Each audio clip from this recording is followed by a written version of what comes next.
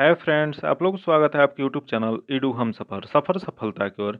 आज हम आपको सभी महत्वपूर्ण अनुच्छेद जो कि 1 से 395 के बीच में जितने भी महत्वपूर्ण अनुच्छेद है उसको एक जगह संकलित किए हुए हैं, जो कि इसको लाइन बाय लाइन आपको बताया जाएगा। आसानी से आप कैसे याद कर सकते हैं उस मेथड से बताया जाएगा। तो वीडियो अंत तक देखिएगा। किसी भी एग्जाम का आप तैयारी करते हैं जिसमें अनुच्छेद से क्वेश्चन पूछा जाता है तो इस आपके लिए बहुत लाभदायक साबित होगा। इसमें जितना भी इम्पोर्टेंट एग्जाम के व्यू से परीक्षा की दृष्टि से अनुच्छेद दिया गया है उसको इसमें संकलित किया गया है। तो आइए शुरुआत करते हैं। इसको वीडियो अंत तक देखिएगा ताकि इसमें जो अनुच्छेद दिया गया है वो आपको याद हो जाए। आइए देखते हैं। सबसे पहले तो जान लेते हैं कि भारतीय संविधान में मूल रूप से कितने अनुच्छेद थे। मतलब जब संविधान बना था तो उस समय कुल कितने अनुच्छेद थे। तो अनुच्छेद जो थे वो 395 थे, जो कि वर्तमान में भी कितने हैं तो कुल 395 हैं। वही क्वेश्चन पूछ देगा कि अनुसूची कुल कितनी थी, तो अनुसूची जो थी वो 8 था। जो कि वही क्वेश्चन पूछ दे कि भाग कुल कितने थे, तो भाग जो था 22 था। याद रखिएगा, फिर से रिपीट करते हैं। भारतीय संविधान में मूल रूप से 395 अनुच्छेद था और 8 अनुसूचियां थीं और 22 भाग थे, जो कि बाद में इसमें संशोधन द्वारा संविधान में 4 नई अनुसूचियां को जोड़ा गया था, जिसमें से उनकी संख्या वर्तमान में कुल कितनी हो गई है तो 12 हो गई है। वही क्वेश्चन ये भी पूछ सकता है कि संशोधन द्वारा संविधान में नए अनुच्छेद और भागों का भी समावेश किया गया था, किंतु इसके लिए संविधान में नए अनुच्छेद या भाग जोड़ा नहीं गया था, बल्कि क्या किया गया था तो किसी मूल संविधान या भाग के साथ क ख ग इत्यादि जोड़ के उसमें अनुच्छेद बना दिया गया था। तो याद रखिएगा, इसमें जो अनुच्छेद था मूल संविधान में 395 था और वर्तमान में भी 395 ही है, लेकिन गिनती की दृष्टि से देखा जाए तो अनुच्छेद जो है लगभग 465 हो गया है। ये जो क ख करके जो जोड़ा गया था उस हिसाब से देखा जाए तो ये लगभग 465 हो गया है। वही भाग कुल गिनती के हिसाब से कितने हो गए हैं तो भाग कुल 26 हो गए हैं। जो कि कौन कौन सा भाग जोड़ा गया था, ये 4 क जोड़ा गया था, 9 क जोड़ा गया था और 9 ख जोड़ा गया था और 14 क जोड़ा गया था। ये 4 जो है जोड़ा गया था, जो कि इसी में एक निरस्त भी किया गया था, जो कि भाग 7 जो है वह निरस्त कर दिया गया था। किस संवैधानिक संशोधन द्वारा, तो 7वां संवैधानिक संशोधन 1956 द्वारा भाग 7 को निरस्त कर दिया गया था, जो कि ये हाल ही में परीक्षा में क्वेश्चन पूछा गया था। इस वजह से ये भी इम्पोर्टेंट है। तो याद रखिएगा कौन सा भाग निरस्त किया गया, तो भाग 7 निरस्त कर दिया गया है। अब आइए देखते हैं, हम लोग एक एक भाग को अलग अलग करके हम लोग देख लेते हैं। तो सबसे पहले देखते हैं भाग 1। भाग 1 में किसकी चर्चा है, तो भाग 1 में अनुच्छेद 1 से 4 तक चर्चा किया गया, जो कि इसमें संघ और उसका राज्य क्षेत्र की चर्चा किया गया। The union and it's territory की चर्चा किया गया है। जो कि देख लेते हैं अनुच्छेद 1 किससे संबंधित है। तो अनुच्छेद 1 जो है राज्यों का एक संघ होगा। ये अनुच्छेद 1 में कहा गया कि भारत राज्यों का एक संघ है। भारत जो है वो राज्यों का संघ जो है यह उपबंधित करता है कि भारत अर्थात इंडिया राज्यों का संघ है। जो कि हाल ही में चर्चा में रहा था, न्यूज में रहा था। करंट का भी ये क्वेश्चन है कि भारत और इंडिया कौन सा मूल नाम भारत का है, इंडिया का है। तो ये दोनों जो है संविधान में इसका चर्चा किया गया है। वही क्वेश्चन पूछ जाएगा किस शब्द का चर्चा नहीं किया गया, तो हिंदुस्तान जो शब्द है उसकी चर्चा कहीं भी संविधान में नहीं किया गया था। इस वजह से भारत या इंडिया दोनों जो है अनुच्छेद 1 में चर्चा किया गया। तो याद रखिएगा। आगे देख लेते हैं अनुच्छेद 2। अनुच्छेद 2 में क्या दिया गया है, तो नए राज्यों का प्रवेश या स्थापना। अनुच्छेद 2 जो दिया गया है कि इसमें नए राज्यों का प्रवेश या स्थापना की जो चर्चा किया गया, जैसे कि इसको आप लोग एग्जाम्पल से याद रखिएगा। इस एग्जाम्पल जो है सिक्किम जो है उसको 36वें संवैधानिक संशोधन 1975 द्वारा जो शामिल किया गया था वो अनुच्छेद 2 के तहत किया गया था। आगे देख लेते हैं, दिया गया अनुच्छेद 3। अनुच्छेद 3 क्या है, तो राज्यों के क्षेत्रों या सीमा या नामों में परिवर्तन जो है या किसके तहत किया जाता है, तो अनुच्छेद 3 के तहत किया जाता है। जो कि यही क्वेश्चन पूछ देगा कि इसका एग्जाम्पल क्या हो जाएगा, तो तेलंगाना जो है 2014 में जो शामिल किया गया था, अलग राज्य बनाया गया था, वह किस अनुच्छेद के तहत बनाया गया था, तो अनुच्छेद 3 के तहत बनाया गया था।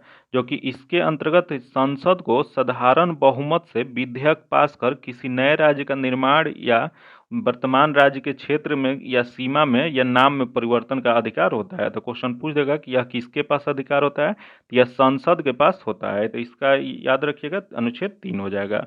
अब आगे हम लोग देखते हैं भाग 2। भाग 2 में अनुच्छेद कहाँ से कहाँ चर्चा किया गया है, तो यह जो चर्चा जो किया गया अनुच्छेद 5 से 11 तक किया गया। 5 से 11 के बीच में नागरिकता सिटीजनशिप की चर्चा किया गया। इसको याद करने के लिए आप लोग ट्रिक से याद कर सकते हैं। नाग पंचमी। नाग पंचमी क्या होता है, तो नाग से हो जाएगा, जो कि नाग हो जाएगा नागरिकता, और पंचमी से हो जाएगा 5 से 11। तो याद रखिएगा भाग 2 में 5 से 11 जो है नागरिकता की चर्चा किया गया, सिटीजनशिप की चर्चा किया गया। आगे देख लेते हैं भाग 3 के बारे में। भाग 3 क्या है, तो भाग 3 में 12 से 35 तक दिया गया है। अनुच्छेद जो है 12 से 35 तक है, जो कि इसे मौलिक अधिकार कहा जाता है। याद रखिए भाग 3 में मौलिक अधिकार है, जो कि इसमें अनुच्छेद 12 से 35 है। यह मूल संविधान में 7 मौलिक अधिकार थे। याद रखिएगा, क्वेश्चन पूछ देगा कि मूल संविधान में कितने मौलिक अधिकार थे, तो कुल 7 मौलिक अधिकार थे। लेकिन वर्तमान में कुल कितने हैं, तो वर्तमान में 6 मौलिक अधिकार है, जो कि 44वें संवैधानिक संशोधन 1978 द्वारा यह संपत्ति का अधिकार जो था उसे निरस्त कर दिया गया था। आगे उसके बारे में हम चर्चा करेंगे, क्योंकि एक एक करके मौलिक अधिकार देख लेते हैं कि वो 7 कौन कौन था और कौन निरस्त किया गया है। सबको एक एक करके हम लोग देख लेते हैं। तो सबसे पहले देखते हैं समता का अधिकार, राइट टू इक्वलिटी। जो 7 तरह का था उसमें से पहला जो है समता का अधिकार जो था, राइट टू इक्वलिटी, जो कि इसमें 14 से 18 तक अनुच्छेद की चर्चा किया गया है। जो कि अनुच्छेद 14 क्या कहता है, तो अनुच्छेद 14 जो है विधि के समक्ष समानता। याद रखिए, क्वेश्चन पूछ देगा कि विधि के समक्ष समानता किस अनुच्छेद में चर्चा किया गया, तो यह जो किया गया अनुच्छेद 14 में किया गया। यह विधि के समक्ष समानता जो होता है, इक्विलिटी बिफोर लॉ, इसी को हम लोग और किस नाम से जानते हैं, तो इसे विधि के समक्ष संरक्षण कहते हैं, या विधि का शासन कहा जाता है। इसी को याद रखिएगा, 3 तरह से क्वेश्चन यहाँ पूछा जाता है कि विधि के समक्ष समानता या विधि के समक्ष संरक्षण या विधि का शासन, ये किस अनुच्छेद को कहा जाता है, तो यह जो कहा जाता है अनुच्छेद 14 को कहा जाता है। फिर अगला देख लेते हैं, यहाँ 15 के 5 दिया गया है, और यहीं आगे दिया गया 15 का 6, जो कि यहाँ थोड़ा सा टाइपिंग मिसप्रिंट है। यहाँ दिया गया 15 का 6 दिया गया और यहाँ 16 का 6 दिया गया है। ये दोनों किससे चर्चा है, यह जो है ईडब्ल्यूएस के 10% रिजर्वेशन से इसका चर्चा किया गया है। यह जो 103वां संवैधानिक संशोधन अधिनियम द्वारा 12 जनवरी 2019 को यह जोड़ा गया था, जो कि यह जो है ईडब्ल्यूएस को 10% आरक्षण, आर्थिक रूप से जो कमजोर वर्ग है उसे 10% का आरक्षण देने की चर्चा जो किया गया है, उसका कहाँ किया गया है, यह जो किया गया 15 का 6 और 16 का 6 होगा। यहाँ याद रखिएगा, यह 15 का 6 हो जाएगा या 16 का 6 हो जाएगा, दोनों में इसका चर्चा किया गया, दोनों को जोड़ा गया। ये दोनों किससे रिलेटेड है, तो ईडब्ल्यूएस के 10% रिजर्वेशन से है। आगे देख लेते हैं जो कि दिया गया अनुच्छेद 17। अनुच्छेद 17 किससे संबंधित है, यह अनुच्छेद 17 जो है अस्पृश्यता का अंत से है। इसी को और किस नाम से जाना जाता है, छुआछूत का अंत जो होता है, छुआछूत से रिलेटेड जो है उसमें यह किस अनुच्छेद में चर्चा किया गया, तो अनुच्छेद 17 में चर्चा किया गया है। फिर अगला दिया गया अनुच्छेद 18। अनुच्छेद 18 किससे संबंधित है, यह उपाधियों के अंत से है। जितने भी उपाधि पहले जो दिया जाता था वो उसका अंत जो किया गया अनुच्छेद 18 में किया गया, लेकिन इसका अपवाद जो है, जैसे किसी सेना के द्वारा या शिक्षा के अंदर मिला हुआ उपाधि जो है वह इसके अंतर्गत अंत नहीं किया गया, वो अभी भी मान्य होता है। बाकी सेना और शिक्षा के अलावा जितने भी उपाधियां हैं उसे अंत कर दिया गया, मतलब उसे खत्म कर दिया गया है। यह जो चर्चा किस अनुच्छेद में किया गया, तो यह जो किया गया अनुच्छेद 18 में किया गया है। आगे अब हम लोग देख लेते हैं दूसरा जो मौलिक अधिकार है, यह स्वतंत्रता का अधिकार है। तो स्वतंत्रता का अधिकार में देख लेते हैं कौन कौन सा इंपॉर्टेंट अनुच्छेद है। तो इसमें सबसे पहला जो है 19(1)(a) है। 19(1)(a) जो है विचार या अभिव्यक्ति की स्वतंत्रता। यह जो है विचार या अभिव्यक्ति की स्वतंत्रता की चर्चा किस अनुच्छेद में किया गया है, तो 19(1)(a) में किया गया है, जो कि इसी के तहत राष्ट्रीय ध्वज फहराने का अधिकार भी मिला हुआ है। क्वेश्चन पूछा हुआ है कि राष्ट्रीय ध्वज फहराने का अधिकार किस अनुच्छेद के तहत होता है, तो यह जो होता है 19(1)(a) के तहत होता है। फिर प्रेस की स्वतंत्रता की चर्चा कहाँ किया गया है, तो प्रेस की स्वतंत्रता भी इसी में किया गया है। अगला देख लेते हैं अनुच्छेद 21। अनुच्छेद 21 में किसकी चर्चा किया गया, तो अनुच्छेद 21 जो है प्राण और दैहिक स्वतंत्रता का संरक्षण है।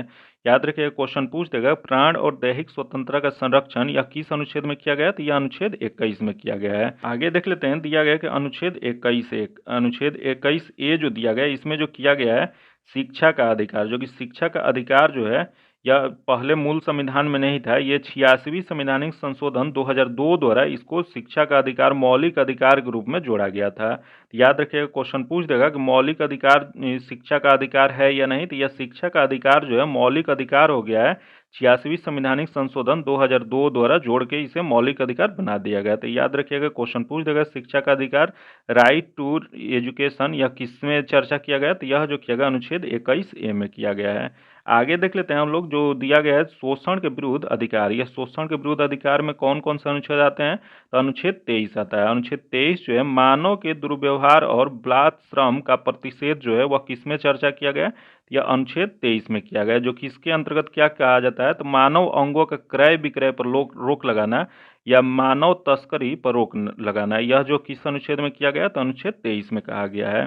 फिर अनुच्छेद 24 जो है कारखानों आदि में बालकों के नियोजन पर प्रतिषेध करना। 0 से 14 वर्ष के बालकों पर यह लागू होता है, जो कि कारखाना या कहीं भी या 0 से 14 वर्ष से कम बच्चे जो हैं उनके कम आयु के बच्चे को काम करने से रोक लगाता है। या किस में चर्चा किया गया, तो अनुच्छेद 24 में किया गया है। आगे देखते हैं, दिया गया धर्म की स्वतंत्रता का अधिकार, राइट टू फ्रीडम रिलीजन दिया गया है, जो कि यह जो चर्चा किया गया अनुच्छेद 25, जिसकी इसमें 25 से 28 तक चर्चा किया गया, जो कि अनुच्छेद 25 जो कहता है, अनुच्छेद 25 अंतःकरण की स्वतंत्रता, यह जो है कोई भी धर्म स्वीकार करना या प्रचार प्रसार करना का छूट जो है अनुच्छेद 25 देता है। आगे देख लेते हैं अनुच्छेद 27। अनुच्छेद 27 किससे संबंधित है, तो अनुच्छेद 27 जो है किसी विशिष्ट धर्म की अभिवृद्धि के लिए करों के संदाय के बारे में स्वतंत्रता। जैसे मध्यकाल में जजिया कर लगता था, जैसे गैर मुसलमानों से लिया जाने वाला कर होता था, वैसे ही कोई धर्म अपने प्रचार प्रसार के लिए वो टैक्स नहीं लगा सकता है, कर नहीं लगा सकता है, जो कि यह किस में चर्चा किया गया, तो यह अनुच्छेद 27 में किया गया है। फिर आगे देख लेते हैं, जो कि अगला दिया गया संस्कृति और शिक्षा संबंधित अधिकार, यह कल्चरल एंड एजुकेशन राइट्स कौन कौन सा है, तो इसकी चर्चा जो अनुच्छेद 29 से 30 के बीच में किया गया है। जो अनुच्छेद 29 किससे संबंधित है, तो यह जो है अल्पसंख्यक वर्गों के हितों का संरक्षण करता है। याद रखिएगा, क्वेश्चन पूछ देगा कि अल्पसंख्यक वर्गों के हितों का संरक्षण किस अनुच्छेद के तहत किया जाता है, तो यह जो किया जाता है अनुच्छेद 29 में किया जाता है। तो कि यही क्वेश्चन पूछ देगा कि भारत में कितने प्रकार के समुदाय अल्पसंख्यक में आते हैं, तो भारत में कुल 6 प्रकार के समुदाय जो हैं अल्पसंख्यक में आते हैं। वो कौन कौन से हैं, तो मुस्लिम, सिख, बौद्ध, जैन, पारसी, ईसाई, ये 6 जो है समुदाय ये अल्पसंख्यक समुदाय में आते हैं, जो कि इनकी चर्चा जो है इनके हितों के संरक्षण की चर्चा अनुच्छेद 29 में किया गया है। फिर आगे देख लेते हैं, यहाँ देगा अनुच्छेद 30। अनुच्छेद 30 क्या कहता है, तो शिक्षण संस्थानों की स्थापना और प्रशासन करने का अल्पसंख्यक वर्गों का अधिकार जो है ये अनुच्छेद 30 में किया गया है। आगे देख लेते हैं, जो कि दिया गया है जो कि संपत्ति का अधिकार, जो कि संपत्ति का अधिकार जो था पहले अनुच्छेद 31 में दिया गया था, जो कि 44वें संवैधानिक संशोधन अधिनियम 1978 के द्वारा इसको निरस्त कर दिया गया था। क्वेश्चन पूछ देगा कि उसमें कौन प्रधानमंत्री थे, उस समय मोरारजी देसाई की जनता पार्टी की सरकार चल रही थी, जो कि 44वें संवैधानिक संशोधन 1978 द्वारा संपत्ति के अधिकार को मौलिक अधिकार से हटाकर उसके कानूनी अधिकार विधिक अधिकार बना दिया गया था। तो इसका जो हो जाएगा अनुच्छेद 31 जो है निरस्त हो गया है। आगे देख लेते हैं, जो कि 7वां जो मौलिक अधिकार है संवैधानिक उपचारों का अधिकार, तो ये संवैधानिक उपचारों का अधिकार जो है अनुच्छेद 32 में इसकी चर्चा किया गया है। याद रखिएगा, क्वेश्चन पूछ देगा संवैधानिक उपचारों की चर्चा जो है वह किस अनुच्छेद में किया गया, तो यह अनुच्छेद 32 में किया गया, जो कि इस अनुच्छेद 32 को भीमराव अंबेडकर ने संविधान की आत्मा कहे हैं। याद रखिएगा, बहुत बार क्वेश्चन ये पूछा गया कि भीमराव अंबेडकर ने किस अनुच्छेद को संविधान की आत्मा कहे हैं, तो यह जो कहे हैं अनुच्छेद 32 को कहे हैं, जो कि यही अनुच्छेद 32 के तहत सर्वोच्च न्यायालय जो है 5 प्रकार का रिट जारी करता है। याद रखिएगा, क्वेश्चन पूछ देगा कि सर्वोच्च न्यायालय जो है किस अनुच्छेद के तहत 5 प्रकार का रिट जारी करता है, तो यह अनुच्छेद 32 के तहत करता है। वही यहाँ याद रखिएगा अनुच्छेद 226 जो है इसके तहत उच्च न्यायालय हाई कोर्ट रिट जारी करता है। आगे देख लेते हैं, जो कि अब देखने वाले हैं भाग 4 के बारे में। भाग 4 जो क्या है, तो भाग 4 जो है राज्य के नीति निर्देशक तत्व दिया गया है, जो कि इसको याद रखिएगा। जो भाग 3 हम लोग पढ़े हैं मौलिक अधिकार, जो कि यह एक न्यायिक अधिकार है जिसको लागू कराने के लिए न्यायालय में जाया जा सकता है, लेकिन ये भाग 4 जो है यह गैर न्यायिक है, इसके विरुद्ध हम लोग न्यायालय में नहीं जा सकते हैं। तो इसमें देख लेते हैं इसमें महत्वपूर्ण अनुच्छेद कौन कौन से हैं, तो अनुच्छेद इसमें 38 है। अनुच्छेद 38 जो कहता है कि राज्य लोक कल्याण की अभिवृद्धि के लिए सामाजिक व्यवस्था बनाना, जो कि यह जो कहता है ये लोक कल्याणकारी राज्य बनाने, पब्लिक वेलफेयर स्टेट बनाने की जो चर्चा जो है या किस अनुच्छेद में किया गया, तो अनुच्छेद 38 में किया गया है। आगे देख लेते हैं अनुच्छेद 39 से। अनुच्छेद 39 ये कहता है समान न्याय और निःशुल्क विधि सहायता, किसी भी व्यक्ति को समान न्याय होना चाहिए और निःशुल्क कानूनी सहायता प्रदान करने की चर्चा जो है यह अनुच्छेद 39A में किया गया है। आगे देख लेते हैं, जो कि यही क्वेश्चन पूछ देगा कि 39 से किस संवैधानिक संशोधन द्वारा जोड़ा गया था, तो यह 42वीं संवैधानिक संशोधन 1976 द्वारा इसको जोड़ा गया था, जो कि 1976 जो कि 42वीं संवैधानिक संशोधन को ही मिनी कॉन्स्टिट्यूशन के नाम से भी जाना जाता है। आगे देख लेते हैं अनुच्छेद 40। अनुच्छेद 40 किससे संबंधित है, तो अनुच्छेद 40 जो है यह ग्राम पंचायतों के संगठन से है। याद रखिएगा, फॉर्मेशन ऑफ ग्राम पंचायत वह किस अनुच्छेद में कहा गया है, यह अनुच्छेद 40 में कहा गया है। फिर आगे देख लेते हैं अनुच्छेद 44। अनुच्छेद 44 की चर्चा जो है यह नागरिकों के लिए एक समान नागरिकता संहिता है। यह जो है क्या है, तो नागरिक संहिता जो है यूनिफॉर्म सिविल कोड जो है यह अनुच्छेद 44 में कहा गया है, जो कि वर्तमान में यह कितने राज्यों में लागू है, तो यह वर्तमान में एक राज्य में लागू है। कौन सा राज्य है वो, तो यह गोवा राज्य है। लेकिन हाल ही में उत्तराखंड में भी इसकी लागू करने की चर्चा किया जा रहा है, जो कि कभी भी यह लागू हो सकता है। तो याद रखिएगा अभी एक ही राज्य में है जो कि गोवा राज्य है, वहां लागू किया गया है यूनिफॉर्म सिविल कोड, लेकिन यह आपको उत्तराखंड में भी लागू हो सकता है। पूरे देश में भी लागू करने की चर्चा चल रहा है। आगे देख लेते हैं अनुच्छेद 47। अनुच्छेद 47 किससे संबंधित है, यह पोषाहार स्तर और लोक स्वास्थ्य को सुधार करने से संबंधित जो है यह अनुच्छेद 47 है। याद रखिएगा क्वेश्चन पूछ देगा कि पोषाहार स्तर और लोक स्वास्थ्य की सुधार करने से संबंधित कौन सा अनुच्छेद है, तो यह 47 है। यही क्वेश्चन ये भी पूछ सकता है कि बहुत सारे राज्यों में दारू बंद या शराबबंदी कानून लाया जाता है, वह किस अनुच्छेद के तहत लाया जाता है। जो कि बिहार में शराबबंदी कानून लागू है वह किस अनुच्छेद के तहत है, तो अनुच्छेद 47 के तहत है। आगे देख लेते हैं तो जो कि दिया गया अनुच्छेद 48 ए। तो 48 ए जो दिया गया है यह पर्यावरण के संरक्षण से संबंधित है। यह कब जोड़ा गया था, यह 42वें संवैधानिक संशोधन अधिनियम 1976 द्वारा जोड़ा गया था। याद रखिएगा यह मूल संविधान में नहीं था, या किसी भी अनुच्छेद में ए बी करके जोड़ा गया है, या हिंदी में अगर देखिएगा तो क ख ग जोड़ा गया है, वह जो है वो बाद में किसी संवैधानिक संशोधन अधिनियम द्वारा उसको लाया गया है। यह 48 ए जो था मूल संविधान में नहीं था, यह पर्यावरण का संरक्षण जो है 42वीं संवैधानिक संशोधन अधिनियम 1976 द्वारा लाया गया था। जो कि इस समय प्रधानमंत्री कौन थी, तो इस समय प्रधानमंत्री इंदिरा गांधी थी। आगे देख लेते हैं अनुच्छेद 50 दिया गया। अनुच्छेद 50 क्या कहता है, तो अनुच्छेद 50 जो है कार्यपालिका से न्यायपालिका का पृथक्करण करता है। क्वेश्चन पूछ देगा कार्यपालिका से न्यायपालिका का पृथक्करण मतलब अलग कौन करता है, तो यह जो करता है अनुच्छेद 50 करता है।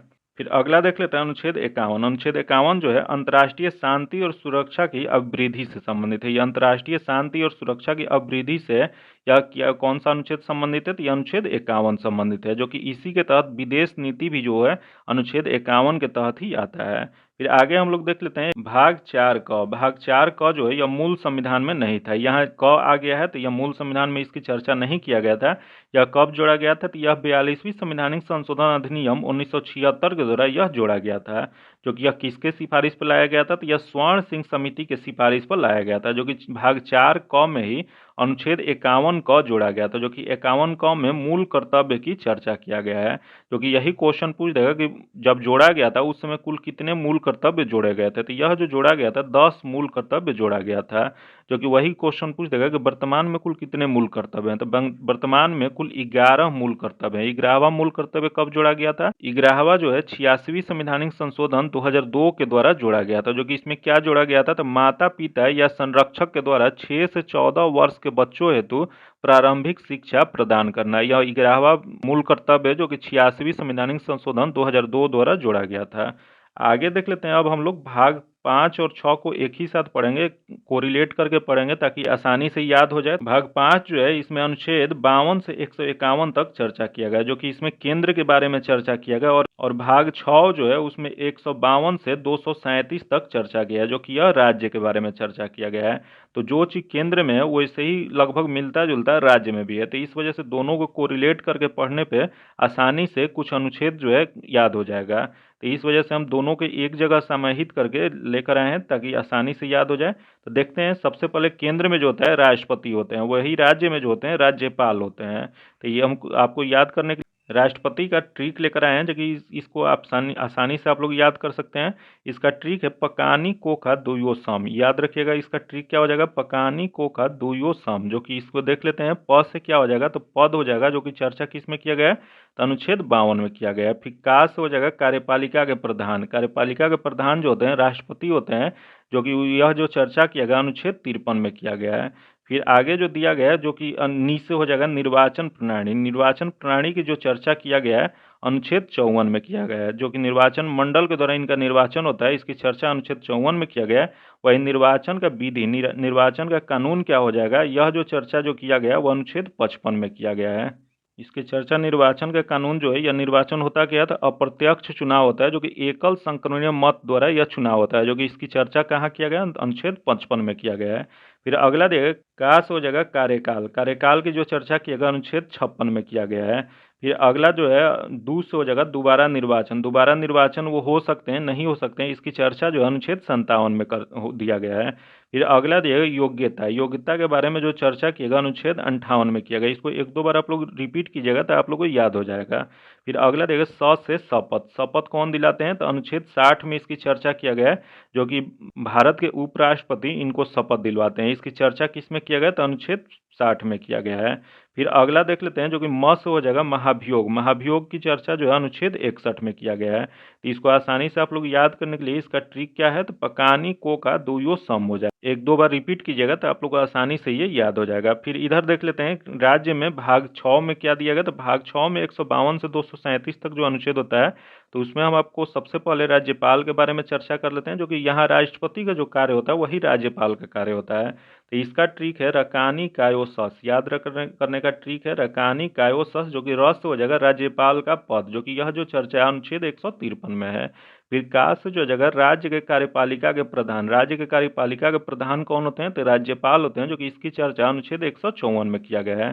फिर नी से दिया गया राज्यपाल की नियुक्ति। राज्यपाल की नियुक्ति किस अनुच्छेद में किया जाता है? तो यह अनुच्छेद 155 में किया जाता है। फिर आगे देख लेते हैं, दिया गया कि राज्यपाल के कार्यकाल की चर्चा जो है यह किस अनुच्छेद में किया गया है? तो यह जो किया गया अनुच्छेद 156 में किया गया है। फिर योग्यता की चर्चा कहाँ किया गया? तो योग्यता की चर्चा जो है अनुच्छेद 157 में किया गया है। फिर वही राज्यपाल का सेवा और शर्त क्या होना चाहिए? तो यह जो चर्चा किया गया अनुच्छेद 158 में किया गया है। फिर उनको शपथ कौन दिलाएगा? यह शपथ की चर्चा जो है यह कहाँ पे किया गया है? तो यह जो किया गया अनुच्छेद 159 में किया गया है। तो इसकी चर्चा जो है आप एक बार दो बार इसको भी रिपीट कीजिएगा तो आप लोगों को याद हो जाएगा। फिर आगे अब हम लोग देखते हैं, फिर भाग 5 और 6 दोनों को कोरिलेट करके ही पढ़ेंगे। तो भाग 5 में उपराष्ट्रपति का पद होता है। उपराष्ट्रपति का पद जो है उसको याद करने का आसान तरीका जो है ऊसरा नीस। ऊसरा नीस को याद करने का सबसे आसान तरीका उस हो जाएगा उपराष्ट्रपति का पद, जो कि इसकी चर्चा जो है अनुच्छेद 63 में किया गया। याद रखिएगा, क्वेश्चन पूछ देगा कि उपराष्ट्रपति का पद की चर्चा किस अनुच्छेद में किया गया है? तो अनुच्छेद 63 में किया गया है। राज्यसभा के पदेन सभापति उपराष्ट्रपति होंगे, यह किस अनुच्छेद में चर्चा किया गया? तो यह जो किया गया अनुच्छेद 64 में किया गया है। फिर कार्यवाहक राष्ट्रपति के रूप में कार्य करने का जो चर्चा किया गया वह किस में किया गया? तो अनुच्छेद 65 में किया गया। इसका पीडीएफ जो है मेरे टेलीग्राम चैनल या एप्लीकेशन पे डाल देंगे, वहां से आप लोग इसको डाउनलोड करके आप लोग पढ़ सकते हैं। इसको आगे देख लेते हैं, जो कि दिया गया निर्वाचन। निर्वाचन किससे संबंधित है? तो यह जो है उपराष्ट्रपति का निर्वाचन जो है यह अनुच्छेद 66 में दिया गया है। फिर उनका शपथ की चर्चा जो है अनुच्छेद 69 में दिया गया, 69 में दिया गया, जो कि उपराष्ट्रपति को शपथ कौन दिलवाते हैं? तो यह राष्ट्रपति दिलवाते हैं। फिर इधर देख लेते हैं और कुछ दिया गया, महत्वपूर्ण अनुच्छेद दिया गया, जो कि दिया गया अनुच्छेद 71। अनुच्छेद 71 किससे संबंधित है? यह जो है राष्ट्रपति या उपराष्ट्रपति के निर्वाचन से संबंधित विवादों अगर हो जाते हैं तो उसकी चर्चा जो है अनुच्छेद 71 में किया गया। अगर राष्ट्रपति या उपराष्ट्रपति के निर्वाचन में कोई विवाद होता है तो उसकी चर्चा कहाँ पे किया गया? तो अनुच्छेद 71 में किया गया है। फिर अनुच्छेद 72। अनुच्छेद 72 जो है राष्ट्रपति के पास क्षमादान की शक्ति जो है, इसकी चर्चा जो है अनुच्छेद 72 में किया गया है, जो कि इसी के तहत मृत्यु दंड हो या मार्शल लॉ हो, जो कि सेना के द्वारा लागू किया जाता है, उसको भी क्षमा करने की शक्ति जो है राष्ट्रपति के पास होता है। यह मार्शल लॉ क्षमा करने की शक्ति इस वजह से है क्योंकि तीनों सेना के प्रमुख जो होते हैं राष्ट्रपति होते हैं। इस वजह से मार्शल लॉ भी अगर लगा हुआ है तो राष्ट्रपति उसे क्षमा कर सकते हैं, या किसी को मृत्यु दंड भी दे दिया गया है तो उसे भी वो कम कर सकते हैं या उसे क्षमा कर सकते हैं। ये उनके विवेकाधीन पे निर्णय करेगा। यह अनुच्छेद 72 में चर्चा किया गया। आगे देख लेते हैं अनुच्छेद 74। वही इधर अगर क्वेश्चन पूछ दे अनुच्छेद 72 से ही रिलेटेड इधर दिया गया अनुच्छेद 161। अनुच्छेद 61 में राज्यपाल के पास क्षमादान की शक्ति है, जो कि ये जो है थोड़ा सा इनका भिन्न होता है, क्योंकि ये जो होते हैं या सेना के प्रमुख नहीं होते हैं, इस वजह से ये सेना द्वारा लगाया गया कोई दंड उसे निरस्त नहीं कर सकते हैं, या मृत्यु दंड को ये क्षमा नहीं कर सकते हैं। तो ये दोनों में थोड़ा सा बस यही भिन्न होता है, लेकिन दोनों को याद रखेंगे। अनुच्छेद 72 हो जाएगा और इधर अनुच्छेद 161 हो जाएगा। अनुच्छेद 74। अनुच्छेद 74 में है राष्ट्रपति की सहायता और सलाह देने के लिए एक मंत्री परिषद होगा, जो कि यह किस अनुच्छेद में चर्चा किया गया? तो अनुच्छेद 74 में किया गया। जो कि मंत्री परिषद के प्रमुख कौन होते हैं? तो इसके प्रमुख जो होते हैं प्रधानमंत्री होते हैं, जो कि प्रधानमंत्री शब्द की भी चर्चा जो किया गया अनुच्छेद 74 में किया गया। क्वेश्चन पूछ देगा कि प्रधानमंत्री की चर्चा संविधान में कहाँ पर किया गया है? यह अनुच्छेद 74 में किया गया, जो कि बहुमत दल के एक नेता होते हैं। वही इधर दिएगा अनुच्छेद 163, जो कि यहाँ जो 74 में है वही यहाँ 163 में है। राज्यपाल की सहायता और सलाह देने के लिए मंत्री परिषद होगा, जो कि मंत्री परिषद के प्रमुख जो होते हैं वो क्या होते हैं, तो मुख्यमंत्री होते हैं। जो कि मुख्यमंत्री की चर्चा पहली बार कहाँ पे किया गया संविधान में, तो यह अनुच्छेद 163 में किया गया। दोनों अनुच्छेद एक दूसरे से कोरिलेट हैं, तो याद रखिएगा। आगे देख लेते हैं जो कि दिया गया अनुच्छेद 75(3). अच्छा, अनुच्छेद 75(3) में क्या कहा गया है, यह मंत्री परिषद सामूहिक रूप से लोकसभा के प्रति उत्तरदायी होता है। याद रखिएगा, 75(3) में कहा गया है कि मंत्री परिषद जो होते हैं सामूहिक रूप से लोकसभा के प्रति उत्तरदायी होते हैं। वही क्वेश्चन पूछ जाएगा, यह व्यक्तिगत रूप से किसके प्रति उत्तरदायी होते हैं, तो व्यक्तिगत रूप से ये राष्ट्रपति के प्रति उत्तरदायी होते हैं। आगे देख लेते हैं अब हम लोग अनुच्छेद और कुछ इंपॉर्टेंट दिया गया जैसे केंद्र के बारे में। जैसे दिया गया अनुच्छेद 76। अनुच्छेद 76 जो है यह महान्यवादी से यह संबंधित है, जो कि यही राज्य में जो होता है अनुच्छेद 165 जो होता है महाधिवक्ता होता है। जो केंद्र में महान्यवादी की जो कार्य है वही राज्य में महाधिवक्ता का कार्य होता है। फिर आगे देख लेते हैं अनुच्छेद 79, जो कि यहाँ 79, 80 और 81 तीनों को याद करने का एक ट्रिक है, सरला। याद रखिए कौन सा ट्रिक है, तो सरला हो जाएगा। जो कि इसको याद करने के साथ से हो जाएगा। संसद की चर्चा जो है वो कहाँ पे किया गया है, यह जो किया गया है यह अनुच्छेद 79 में किया गया है।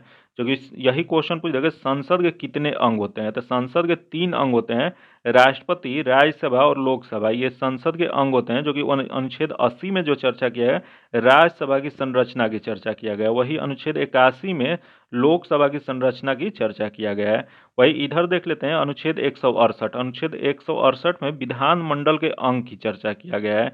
या विधानमंडल के कितने अंग होते हैं, तो विधानमंडल के 3 अंग होते हैं। जो कि यहाँ राज्यपाल होते हैं, विधान परिषद होते हैं और विधानसभा होते हैं। जो कि बहुत सारे राज्य में विधान परिषद नहीं होता है, ये विधानसभा और राज्यपाल ही होते हैं। लेकिन बहुत से भारत में कुल 6 राज्यों में विधान परिषद भी है, तो ये 6 राज्य में, तो इस वजह से 3 अंग माना जाता है। राज्यपाल हो जाएंगे, विधान परिषद और विधानसभा हो जाएगा। फिर इधर जो दिया गया है जो अनुच्छेद 80 में राज्यसभा की संरचना की चर्चा किया गया, वही अनुच्छेद 169 में दिया गया है विधान परिषद की संरचना।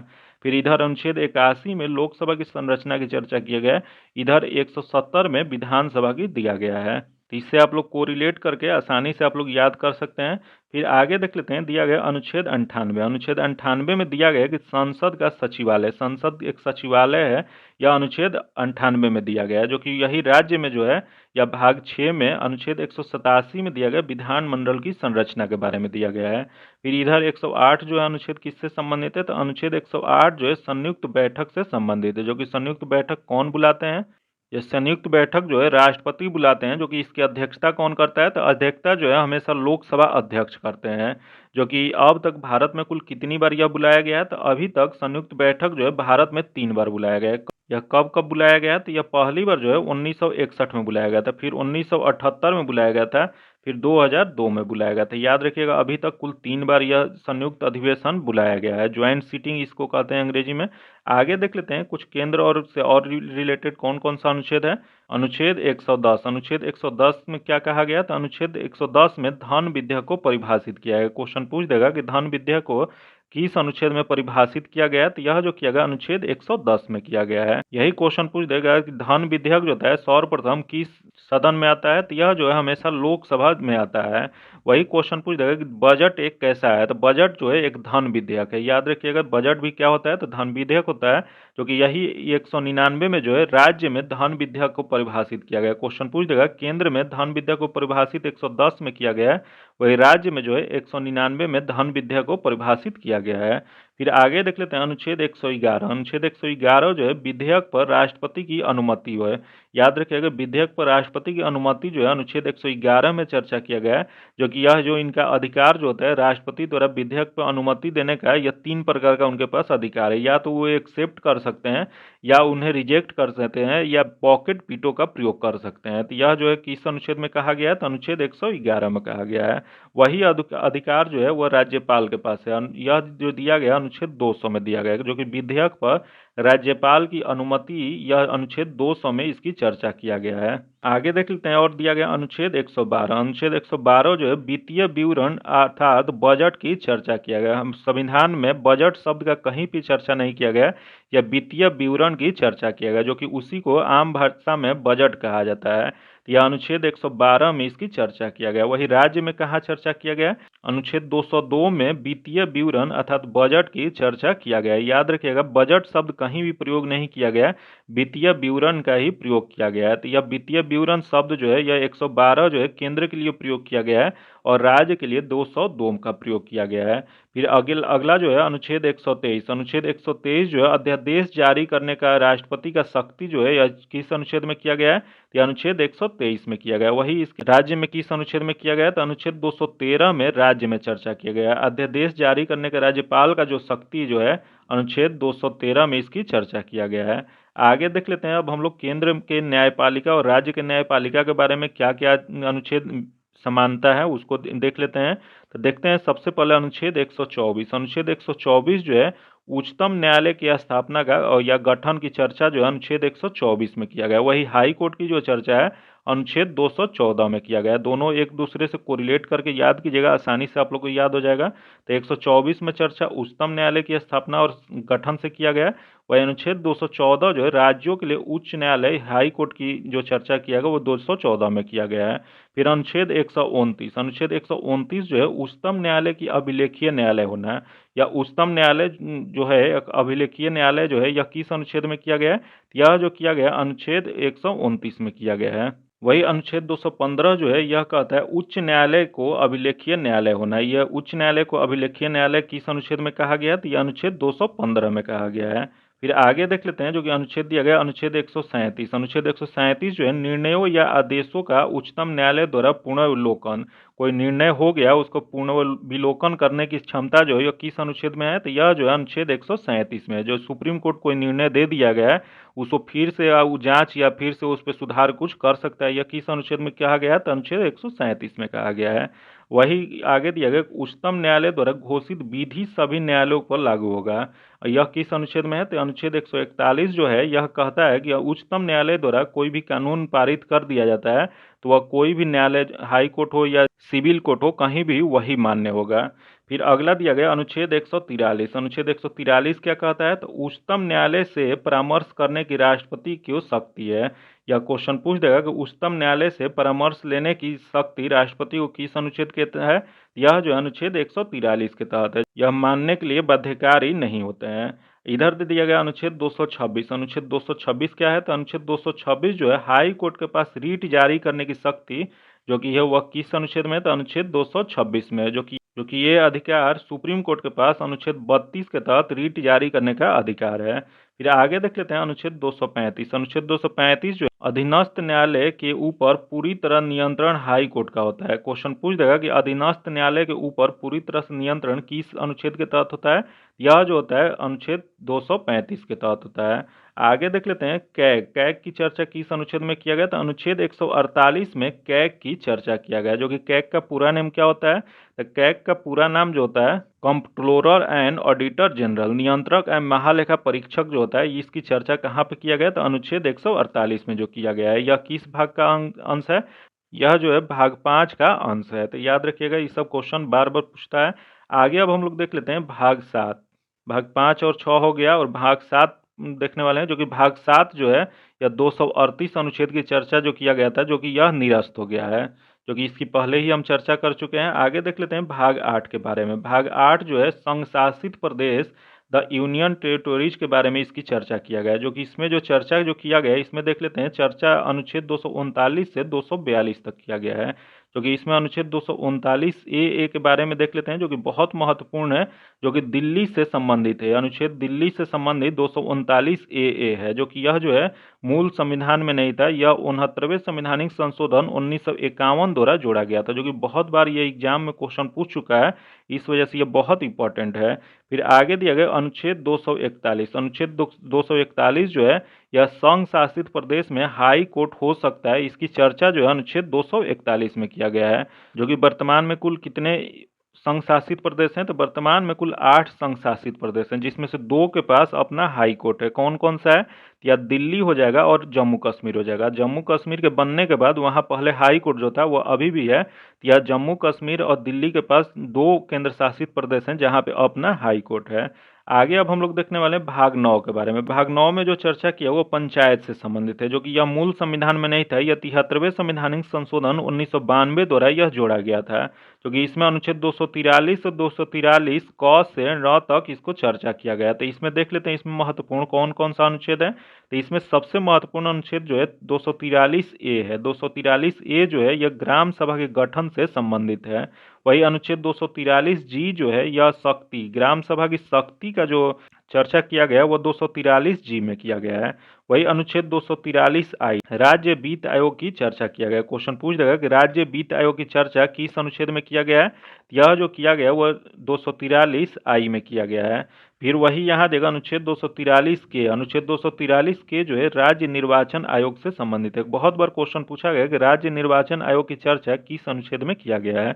यह जो किया गया 243 के में किया गया है। अब आगे हम लोग देखते हैं 9 के ए में। 9 का ए जो है इसमें 243 त से 243 य छ तक इसमें चर्चा किया गया, जो कि यह किससे संबंधित है। यह नगर पालिका से संबंधित है। यह मूल संविधान में नहीं था, इसे 74वें संवैधानिक संशोधन 1992 द्वारा जोड़ा गया था। याद रखिएगा, क्वेश्चन पूछ देगा कि किस संवैधानिक संशोधन द्वारा नगर पालिका को जोड़ा गया था। तो यह जो था 74वें संवैधानिक संशोधन 1992 द्वारा जोड़ा गया था। फिर भाग 9 बी कब जोड़ा गया था। तो भाग 9 बी जो है यह सहकारी समिति से संबंधित है, जो कि यह 97वें संवैधानिक संशोधन 1911 में इसको जोड़ा गया था। आगे देख लेते हैं अब हम लोग भाग 10। भाग 10 किससे संबंधित है। तो भाग 10 जो है अनुसूची और जनजाति क्षेत्र से संबंधित है। यह जो है कहाँ से कहाँ चर्चा है। तो 244 से 244 क तक भाग 10 की चर्चा किया गया है।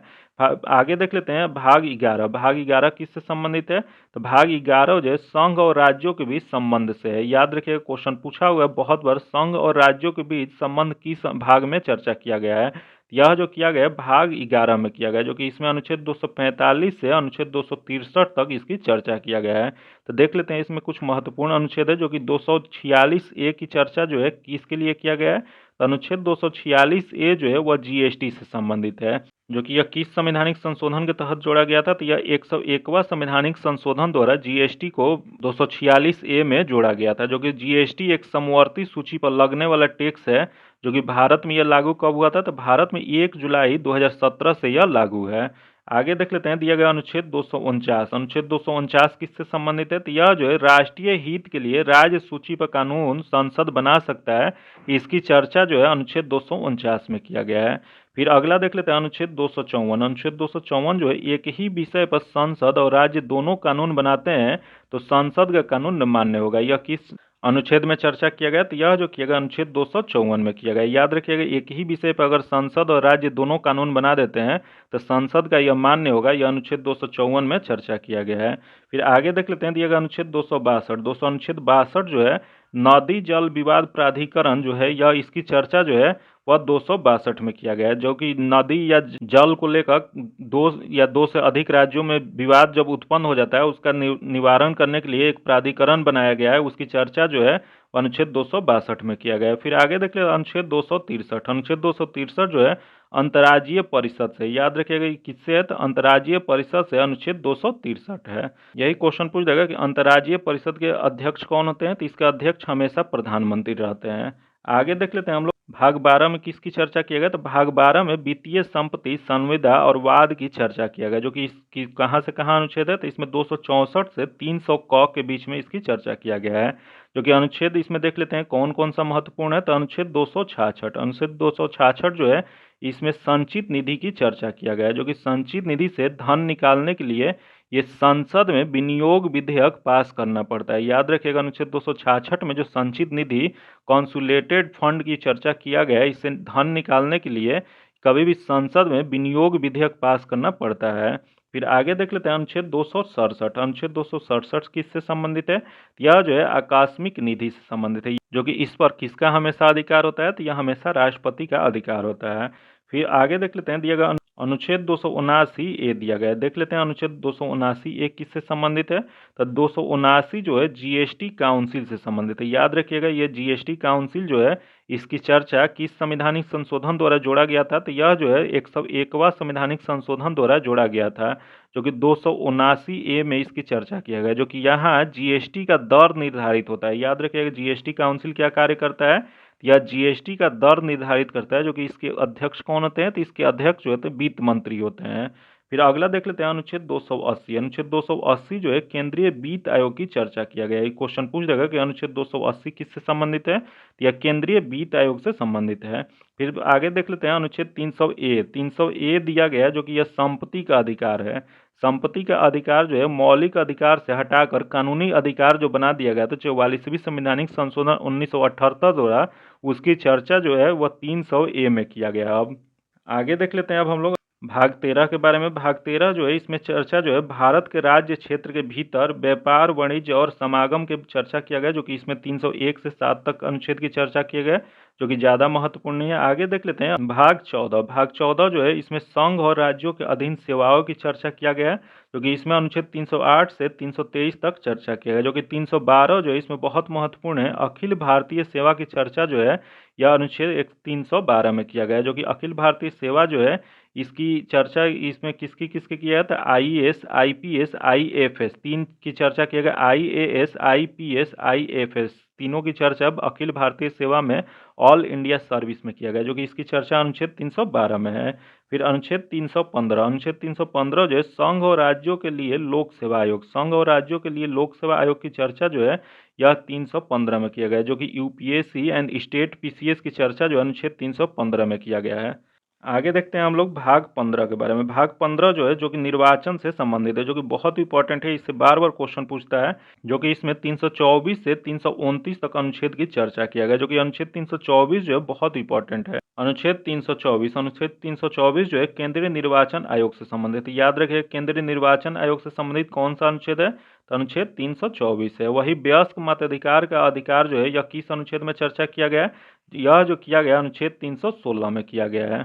आगे देख लेते हैं भाग 16। भाग 16 जो है जो कि इसमें अनुच्छेद 330 से 342 तक चर्चा किया गया, जो कि इसमें कुछ वर्गों के संबंध में विषय उपबंध कराना है, जो कि इसमें देख लेते हैं सबसे महत्वपूर्ण जो अनुच्छेद है जो हाल ही में चर्चा में रहा था, जो कि अनुच्छेद 330। अनुच्छेद 330 जो है एससी एसटी के लिए लोकसभा में रिजर्वेशन सीट, आरक्षण सीट जो प्रदान करता है वो अनुच्छेद 330 करता है, जो कि वही अनुच्छेद 331 जो है। अनुच्छेद 331 एंग्लो इंडियन के लिए लोकसभा में रिजर्वेशन सीट, एंग्लो इंडियन के लिए लोकसभा में रिजर्वेशन आरक्षण सीट जो है 331 में दिया गया है, जो कि यह जो है निरस्त हो गया है। यह 104वां संवैधानिक संशोधन द्वारा इसे हटा दिया गया है, जो कि वही अनुच्छेद 332 जो है, अनुच्छेद 332 एससी एसटी के लिए विधानसभा में आरक्षण सीट जो है उसकी चर्चा अनुच्छेद 332 है। वही 333 क्या है, तो एंग्लो इंडिया के लिए विधानसभा में रिजर्वेशन सीट जो था उसको अब समाप्त कर दिया गया, जो कि यह किस अनुच्छेद में था, तो अनुच्छेद 303 में, जो कि ये भी 104वां संवैधानिक संशोधन द्वारा हटाया गया है। तो इसको एक बार आप लोग जरूर याद रखिएगा, ये चारों अनुच्छेद बार बार एग्जाम में पूछता है और हाल ही में चर्चा में भी है,